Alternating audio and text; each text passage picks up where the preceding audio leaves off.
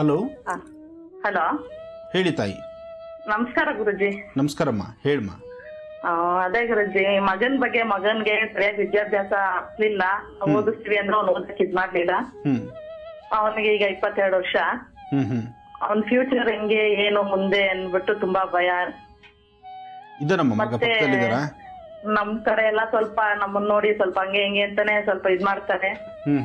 ನೆಮ್ಮದಿ ಇಲ್ಲ. ಅದಕ್ಕೆ ನನ್ ಮಗನ್ ಹಿಂಗೆ ಅಂತ ಮತ್ತೆ ಈಗ ಒಂದ್ ಸೈಟ್ ತಗೊಳ್ತಾ ಇದ್ವಿ ಗುರುಜಿ. ಅಲ್ಲಮ್ಮ, ಈಗ ಮಗ ನಿಮ್ಮ ಹತ್ರ ಇದ್ದಾನ? ಇದಾನೆ ಗುರುಜಿ. ಕೊಡಿ ಮಗನ ಫಸ್ಟ್ ಫೋನ್ ಕೊಡ್ತೀನಿ ಗುರುಜಿ. ನಮಸ್ಕಾರ ಗುರುಜಿ. ನಮಸ್ಕಾರಪ್ಪ. ಏನ್ ಮಾಡ್ತಿದ್ರಿ? ಹಲೋ. ಹಲೋ, ತಾವೇನ್ ಮಾಡ್ತಿದ್ದೀರಿ? ಓದ್ತಾ ಇದ್ದೀರಾ? ಜಾಬ್ ಮಾಡ್ತಾ ಇದ್ದೀರಾ? ಜಾಬ್ ಅಲ್ಲಿ ಇದೀನಿ ಗುರುಜಿ ಇವಾಗ. ಹೌದಾ, ಏನ್ ಕೆಲಸ ಮಾಡ್ತಿದ್ದೀರಿ? ಇವಾಗ ಕೆಲಸ ರೀಟೇಲ್ ಇದೀನಿ ನಾನು. ಶೋರೂಮ್ ಅಂತ ಹೇಳಿ ಬಟ್ಟೆ ಇದ್ರಲ್ಲಿ ಮಾಡ್ತಿರೋದು. ಒಳ್ಳೇದಾಗ್ಲಿ. ನಿಮ್ಮ ಪೂರ್ತಿ ಹೆಸರು ಹೇಳಿ. ರವೀಂದ್ರ ಅಂತ. ಹಾ, ನಿಮ್ಮ ಮನೆ ದೇವರ ಹೆಸರು ಹೇಳಪ್ಪ. ಬೋರೆ ದೇವರು, ಭೈರವೇಶ್ವರ. ಭೈರವೇಶ್ವರ, ಒಳ್ಳೇದಾಗ್ಲಿ. ಪ್ರಸ್ತುತ ನಿನ್ನ ಸ್ವರತರಂಗ ಪ್ರಕಾರ ಆರ್ಥಿಕ ಪರಿಸ್ಥಿತಿಯಲ್ಲಾಗಲಿ, ಮನಸ್ಸಿಗೆ ನೆಮ್ಮದಿಯಾಗಲಿ, ಅಥವಾ ನಿನ್ನ ಪರಿಸರದಲ್ಲಿರ್ತಕ್ಕಂಥವ್ರು ನಿನ್ನನ್ನು ನೋಡ್ತಕ್ಕಂಥ ರೀತಿಯಾಗಲಿ, ಇದು ಯಾವುದೂ ಸಮಂಜಸವಾಗಿಲ್ಲ. ಇನ್ನು 9 ತಿಂಗಳು, ಮುಂದಿನ 9 ತಿಂಗಳ ತನಕ ಸಣ್ಣ ಪುಟ್ಟ ಸಮಸ್ಯೆಗಳು ಎದುರಾಗ್ತಾನೆ ಇರುತ್ತೆ. ಅದಕ್ಕಾಗಿ ಸಾಧ್ಯವಾದರೆ ಪ್ರತಿ ಹುಣ್ಣಿಮೆ ಕಾಲದಲ್ಲಿ, ಪ್ರತಿ ಪೌರ್ಣಮಿ ತಪ್ಪದಿರ ಹನುಮನ ಆಲಯಕ್ಕೆ ಹೋಗ್ಬಾ. ಆಂಜನೇಯ ಸ್ವಾಮಿ ದರ್ಶನ ಮಾಡು. ಹುಣ್ಣಿಮೆ ದಿವಸ ಸಾಧ್ಯವಾದರೆ ಒಂದಿಷ್ಟು ಕಬ್ಬಿನ ಹಾಲು ತೆಗೆದುಕೊಂಡೋಗಿ ದೇವರು ಕೊಟ್ಟು ಪ್ರಾರ್ಥನೆ ಮಾಡು. ಮತ್ತು ಪ್ರತಿ ಗುರುವಾರ ಅಶ್ವತ್ಥನಾರಾಯಣನ ಪ್ರಾರ್ಥನೆ ಮಾಡು.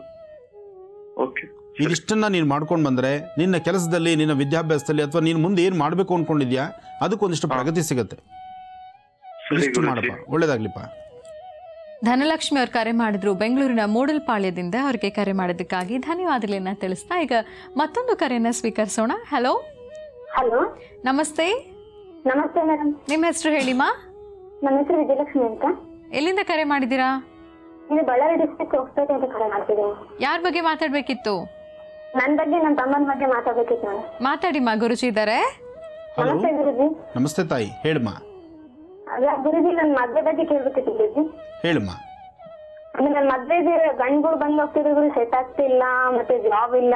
ನಮ್ಮ ಮನೆಯಲ್ಲಿ ತುಂಬಾ ಕಷ್ಟ ಇದೆ ಗುರುಜಿ.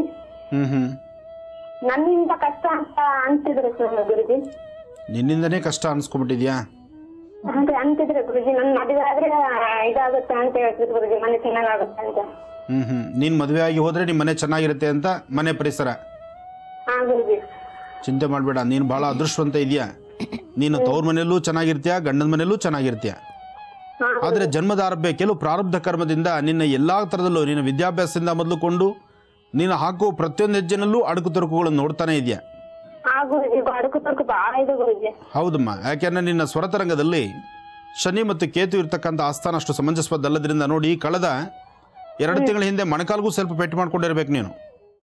ಕೈಮಾ ಲಿವರ್ ಚಕ್ಕಣ ಮಾಡುವ ವಿಧಾನ: ಒಂದು ಬಾಣಲಿಗೆ ಎಣ್ಣೆ, ಈರುಳ್ಳಿ ಹಾಕಿ ಹುರಿದು ಶುಂಠಿ ಬೆಳ್ಳುಳ್ಳಿ ಪೇಸ್ಟ್, ಅರಿಶಿನ, ಪುದೀನ, ಕೊತ್ತಂಬರಿ ಸೊಪ್ಪು, ಲಿವರ್, ನೀರು, ಬೇಯಿಸಿದ ಕೈಮಾ, ಟೊಮ್ಯಾಟೊ ಪ್ಯೂರಿ, ಗರಂ ಮಸಾಲ, ತುಪ್ಪ ಮುಚ್ಚಳ ಮುಚ್ಚಿ ಬೇಯಿಸಿ. ಈಗ ಕೈಮಾ ಲಿವರ್ ಚಾಕಣ ಸವಿಯಲು ಸಿದ್ಧ. ನಮ್ಮ ಇವತ್ತಿನ ಕಾರ್ಯಕ್ರಮದಲ್ಲಿ GFC ಖ್ಯಾತಿಯ ಕೃಷ್ಣಪ್ಪನವರು ಒಳ್ಳೆ ಚಾಕ್ನವನ್ನ ಮಾಡಿ ಕೊಟ್ಟಿದ್ದಾರೆ.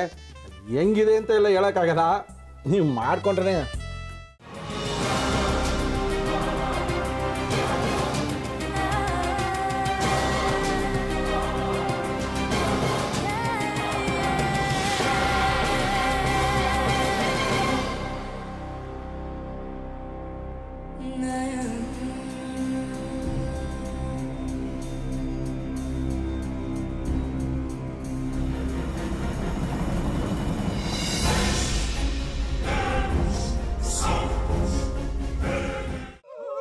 ಎಟ್ಟಿ ತಕೊಳಕ್ ಬಂದವ್ರನ್ನ ಸುಮ್ಮನೆ ಬಿಡಲ್ಲ, ರೂಮ್ ಕರ್ಕೊಂಡೋಗಿ ಸಾಯಿಸ್ಬಿಡ್ತದೆ.